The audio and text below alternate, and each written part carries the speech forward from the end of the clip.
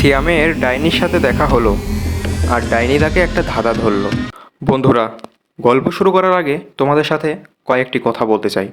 সেটা হলো, আমরা অনেক কষ্ট করে ভিডিওগুলো বানাই, এক সপ্তাহ ধরে 3 থেকে 4 মিনিটের ভিডিও বানাই, অথচ তোমরা দেখো কিন্তু সাবস্ক্রাইব করো না, লাইক করো না, কমেন্ট করো না। যদি তোমাদের মনে একটু ইমোশন জাগে তাহলে দয়া করে সাবস্ক্রাইব করো, আমাদের চ্যানেলের ছোট্ট পরিবারের সদস্য হয়ে যাও। তো চলো এখন গল্প শুরু করি। গ্রামের নাম সূর্যনগর। গ্রামের বুক চিরে চলে যাওয়া পথটির শেষ প্রান্তে পশ্চিমের ওই সুদূর পাহাড়ের কোলে ধীরে ধীরে ঢলে পড়েছে গোধূলির বেলা। পাহাড়ের ঠিক পেছনে তার শেষ আলোটুকু জোনাকির মতো নিভু নিভু করছে, যেন প্রকৃতির এক মায়াবী ক্লান্তি নিয়ে সে এখনই ঢলে পড়বে গভীর ঘুমে। হয়তো এই সকল নিদর্শন দেখেই গ্রামটির নাম সূর্যনগর রাখা হয়েছিল। গ্রামের এক বালক, দেখতে থেকে সাদাসিধে মনে হলো তার স্বভাব একেবারেই খারাপ ছিল। সে রাত বিরেত বাইরে ঘোরাঘুরি করত, নেশা করত। এজন্য তার মায়ের সাথে তার সবসময়ই ঝগড়া হতো। তার মা তাকে সবসময় নিষেধ করতো, কিন্তু সে শুনতো না। ও হ্যাঁ বন্ধুরা, তোমাদের তো ছেলেটির নাম বলা হয়নি। ছেলেটির নাম হলো সিয়াম।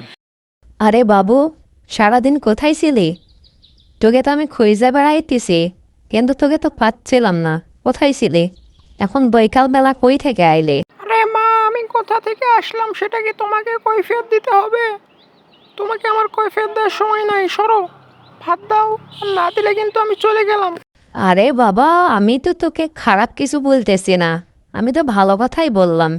তারপরেও কেন তুই রাগ করতেছিস? এত বেয়ারা হয়েছিস না? কি বললে? কি বললে তুমি? তুমি আমাকে বেড়া বললে? থাকো, তোমার বাসায় আমি আর থাকবো না। দেখো গেলাম আমি। মায়ের এত সুন্দর কথা শোনার পরেও শ্যাম সেটা বুঝলো না। সে বাসা থেকে বের হয়ে গেল। যদিও এটা তাদের নিত্যদিনের কাহিনী ছিল, কিন্তু তবুও আজকে শ্যাম একটু বেশিই রাগারাগি করে বাইরে বের হলো এবং সে অনেক দূর হাঁটতে শুরু করলো। এই বাড়িতে আমি আর কখনোই ফিরে আসবো না। আমার মা আমার সাথে শুধু বাজে ব্যবহার করে।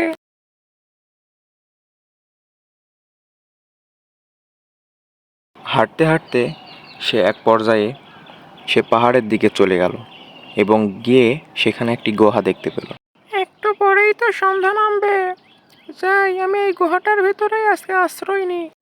এমন কথা বলা মাত্রই গুহার ভেতর থেকে হঠাৎ অন্ধকার চিরে এলো এক বিভীষিকা। গাঢ় সবুজ গায়ের রং আর এলোমেলো কালো চুলে ঢাকা মুখ, পরনে ধবধবে সাদা পোশাক। বাতাসে যেন ফরফর করে উঠছে তার কাপড়গুলো। দাঁতগুলো হিংস্রভাবে বাইরে বেরিয়ে আসছে, যেন এখনই কাউকে গিলে খাবে। শূন্যে ভাসতে ভাসতে সে ধীরে ধীরে এগিয়ে আসছে। সব মিলিয়ে সে কি এক বীভৎস চেহারা। ভয়ে শ্যামের রক্ত হিম হয়ে গেল। মজার ছলে ডাইনি তখন বলল, ওরে তোরা কে কোথায় আছিস? দেখ দেখ, মনুষ্যের বাচ্চা এসেছে। মনুষ্যের বাচ্চাকে আজকে আমি খাবো। কত কচি মানুষ, উফ, সেই হবে। শ্যাম ভেবে দেখলো, এখন যদি আমি ভয় পাই তাহলে ডাইনিটা আমাকে খেয়েই ফেলবে। এজন্য সে বুদ্ধি করে ডাইনিকে বলল, থাম, থাম বেটা। মানুষ দেখলেই শুধু খাবো, মানুষ দেখলেই শুধু খাবো। কেন কেন এত খেতে হবে কেন? যদি খেতেই হয় তাহলে আমার ধাঁধার উত্তর দে। যদি পারিস তাহলেই তুই আমাকে খাবি।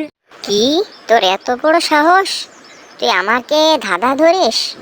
আচ্ছা বল দেখি, কি তোর ধাঁধা? তুমি একটা সোজা উত্তর দাও। বলো তো, মুরগি আগে এসেছে নাকি ডিম আগে এসেছে? ডাইনি কিছুক্ষণের জন্য বিভ্রান্ত হয়ে গেল কোনটা বলবে। তো বন্ধুরা, তোমরা কি বলো, সঠিক উত্তর কোনটি হবে? তোমরা কিন্তু কমেন্ট বক্সে অবশ্যই বলো, মুরগি আগে নাকি ডিম। আর এর উত্তর পরের পার্টে দেওয়া হবে। তোমরা যদি দেখতে চাও অবশ্যই আমার চ্যানেলটি সাবস্ক্রাইব করে আমার পাশেই থাকো।